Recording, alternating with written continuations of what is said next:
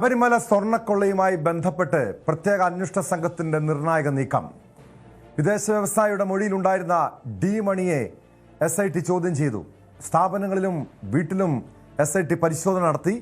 തമിഴ്നാട് ഡിണ്ടിക്കൽ സ്വദേശിയായ ഡി മണിയുടെ വീട്ടിൽ രാവിലെ 10:30ഓടെയാണ് പരിശോധന ആരംഭിച്ചത്.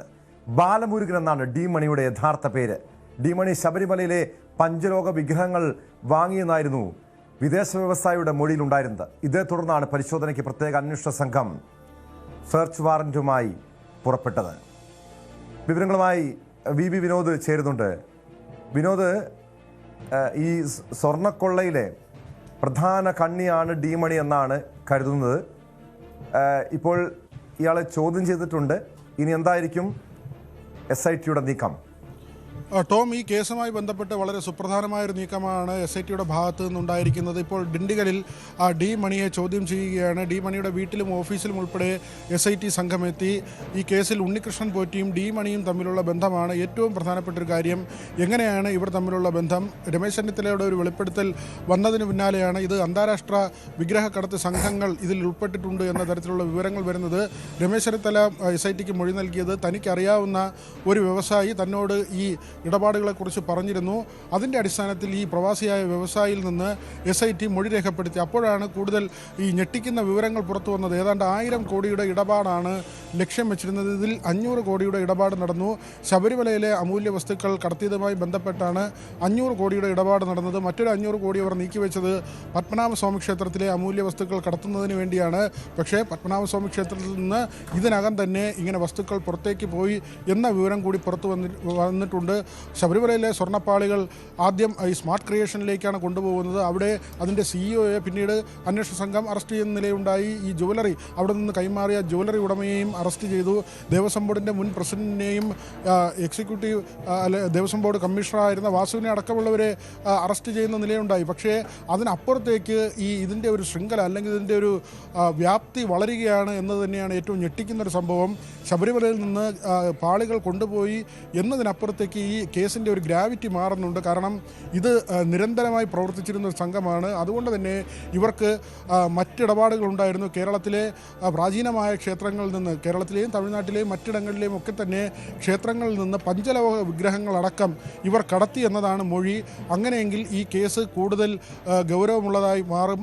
അതിൻ്റെ അടിസ്ഥാനത്തിൽ CBI അന്വേഷണം ഉൾപ്പെടെയുള്ള കാര്യങ്ങൾ ഈ കേസിൽ ഉണ്ടാകുമെന്ന കാര്യം ഉറപ്പാണ്. ഇതിനകം തന്നെ CBI അന്വേഷണം എന്ന ആവശ്യം ഉന്നയിച്ചുകൊണ്ട് സംസ്ഥാന BJP ഘടകം ഇതിൽ ഇടപെട്ടിട്ടുണ്ട്. EDയുടെ ഇടപെടൽ ഇതിനകം തന്നെ ഉണ്ടായിട്ടുണ്ട്. പക്ഷേ SITയുടെ ഭാഗത്ത് നിന്ന് കൃത്യമായ ഇടപെടലാണ്. നിരവധി അറസ്റ്റുകൾ എന്നതിന് ഏതാണ്ട് 10ഓളം അറസ്റ്റുകൾ, അതിനപ്പുറത്തേക്ക് കൂടുതൽ ആളുകളിലേക്ക് ഈ അന്വേഷണം പോകുന്നു. പക്ഷേ ഇത് ഇവിടം കൊണ്ടും അവസാനിക്കില്ല എന്ന കാര്യമാണ് നമുക്കിപ്പോൾ ഈ പരിശോധനകളിലൂടെ മനസ്സിലാകുന്നത്. ഡി മണിയെക്കുറിച്ചുള്ള കാര്യങ്ങൾ പരിശോധിക്കുമ്പോഴും ഈ അഭൂതപൂർവമായൊരു വളർച്ചയാണ്, പെട്ടെന്ന് ആളുകളെ അമ്പരിപ്പിച്ച സാമ്പത്തിക വളർച്ചയാണ് ഇയാൾ ജീവിതത്തിൽ ഉണ്ടാക്കിയത്. നേരത്തെ ഓട്ടോറിക്ഷ ഓടിച്ച് നടന്ന ആളെന്ന വിവരമൊക്കെ പുറത്തു വരുന്നുണ്ട്. സാധാരണ കുടുംബത്തിൽ നിന്നുള്ള ഒരു അംഗമാണ്, അതിസമ്പന്നമായ കുടുംബത്തിൽ നിന്നുള്ള ആളല്ല. പിന്നീട് വലിയ തോതിൽ സാമ്പത്തിക അഭിവൃദ്ധി ഉണ്ടാവുകയും ഡയമണ്ട് ബിസിനസ്സിലേക്കൊക്കെ ഡി മണി മാറുകയും ചെയ്തു എന്ന വിവരമാണ്.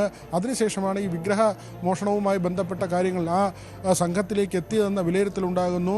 ഡി മണിയിൽ നിന്ന് കൂടുതൽ വിവരങ്ങൾ ശേഖരിക്കേണ്ടതുണ്ട്. മറ്റൊരു വിവരം പുറത്തു വന്നത് ഉണ്ണികൃഷ്ണൻ പോറ്റിയും ഡി മണിയും തമ്മിൽ പരിചയപ്പെടുത്തിയത് തമിഴ്നാട് മുഖ്യമന്ത്രി ജയലളിതയുടെ ചില അടുപ്പക്കാരാണ്. അവരുമായി ബന്ധപ്പെട്ട ആളുകൾ ഇങ്ങനെ ഇവരെ പരിചയപ്പെടുത്തിയെന്ന ചില വിവരങ്ങൾ നേരത്തെ പുറത്തു വന്നിരുന്നു. മാത്രമല്ല ഡി മണിയുമായി ബന്ധപ്പെട്ട് ഇതിൻ്റെ ഇടനിലമായി പ്രവർത്തിച്ചിരുന്ന ശ്രീകൃഷ്ണൻ എന്നൊരു വ്യക്തി, അയാൾ വിരുദനഗർ സ്വദേശിയാണ്. ഡിണ്ടിഗലിൽ അയാളെയും ചോദ്യം ചെയ്യുന്നു എന്ന വിവരമാണ് പുറത്തു വരുന്നത്. കേരള പോലീസിൻ്റെ ഭാഗത്ത് നിന്ന് SIT ക്രൈംബ്രാഞ്ച് സംഘം അവരുടെ ഭാഗത്ത് നിന്ന് വളരെ രഹസ്യമായ നീക്കമാണ് ഉണ്ടായത്. ഈ കൂടുതൽ സംശയങ്ങൾ ഉണ്ടാകാതിരിക്കാൻ, അവിടെ എന്തെങ്കിലും പ്രാദേശികമായ ബുദ്ധിമുട്ടുകൾ ഉണ്ടാകാതിരിക്കാൻ സ്വകാര്യ വാഹനത്തിലായിരുന്നു യാത്ര ചെയ്തത്. പോലീസ് എന്ന ബോർഡ് മാത്രമാണ് ആ ഗ്ലാസ്സിൽ വെച്ചിരുന്നത്. ഒരു KL01 രജിസ്ട്രേഷനിലുള്ള വാഹനത്തിൽ അവിടേക്ക് എത്തുകയും രാവിലെ തന്നെ ഈ പരിശോധന ആരംഭിക്കുകയുമായിരുന്നു. ഡി മണിയുടെ ഓഫീസും വീടും ഒക്കെ തന്നെ കേന്ദ്രീകരിച്ചുള്ള പരിശോധനയാണ്. മറ്റൊരു കാര്യം ഇന്ന് ഈ കേസുമായി ബന്ധപ്പെട്ട് നടക്കേണ്ടിയിരുന്നത് ദേവസ്വം ബോർഡിലെ മുൻ അംഗങ്ങൾ രണ്ടുപേർ കെ പി ശങ്കരദാസും എൻ വിജയകുമാർ ഈ രണ്ടുപേരെയും ഇന്ന് ചോദ്യം ചെയ്യാൻ വേണ്ടി വിളിപ്പിച്ചിരുന്നതാണ്. പക്ഷേ അവർ ഇന്ന് ഹാജരായിട്ടില്ല. കൊല്ലം വിജിലൻസ് കോടതിയിൽ ഇവരുടെ മുൻകൂർ ജാമ്യാപേക്ഷ നിൽക്കുന്നുണ്ട്. മുൻകൂർ ജാമ്യത്തിൽ തീരുമാനമുണ്ടായ ശേഷം അന്വേഷണ സംഘത്തിന് മുന്നിൽ ഹാജരാകാമെന്നൊരു നിലപാടിലേക്ക് ഇവർ എത്തിയതായാണ് മനസ്സിലാക്കുന്നത്. ഏതായിരുന്നാലും എം പത്മകുമാറും അതോടൊപ്പം തന്നെ എൻ വാസുവും ഉൾപ്പെടെ മുരാരി ബാബു ഉൾപ്പെടെ ഈ കേസുമായി ബന്ധപ്പെട്ട് സുപ്രധാനമായ സ്ഥാനങ്ങൾ വഹിച്ചിരുന്ന ആളുകളാണ് ഇപ്പോഴും റിമാൻഡിൽ കഴിയുന്നത്. ഇവർക്ക് ആവർത്തിച്ച് ജാമ്യം നിഷേധിക്കുന്ന നിലയിലേക്ക് കോടതി പോവുകയും ചെയ്യുന്നു.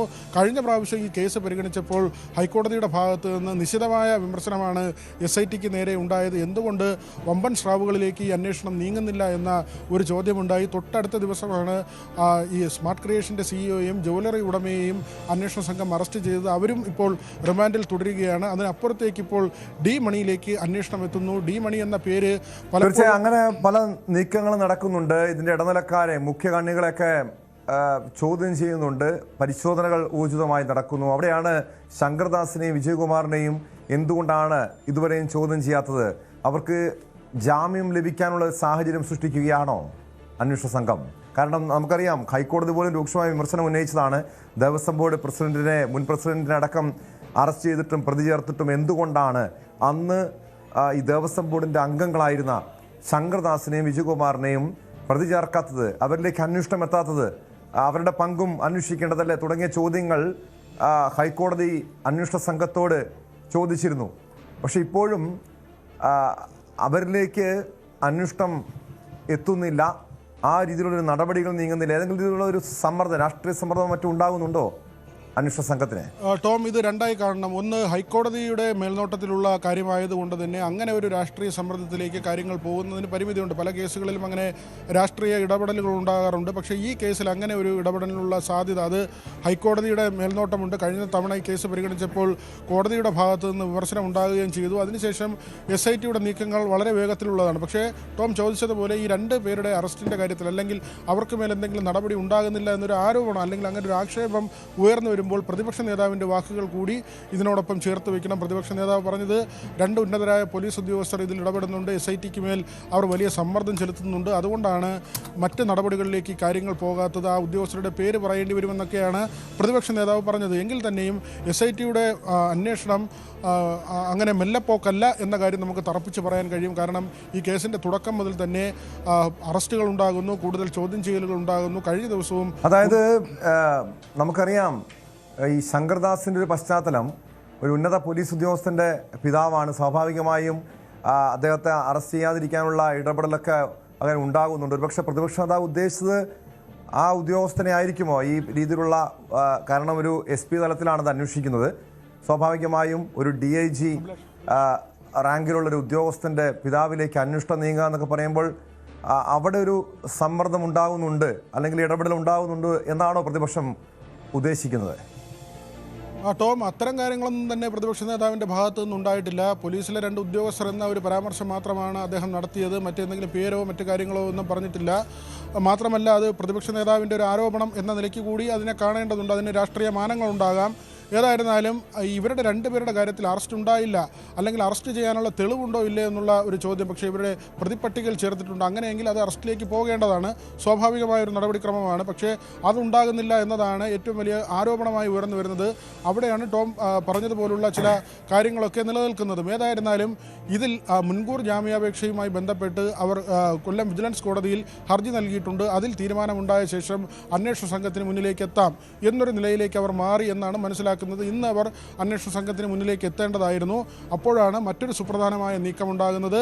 ഡി മണിയെ ചോദ്യം ചെയ്യാൻ ഡിണ്ടിഗലിൽ അന്വേഷണ സംഘത്തിലെ ഉദ്യോഗസ്ഥർ എത്തുന്നു എന്നത്. അവിടെ ഡി മണിയെയും അതോടൊപ്പം തന്നെ ഈ ശ്രീകൃഷ്ണനെയും ചോദ്യം ചെയ്യുന്ന നിലയിലേക്ക് കാര്യങ്ങൾ പോകുന്നു.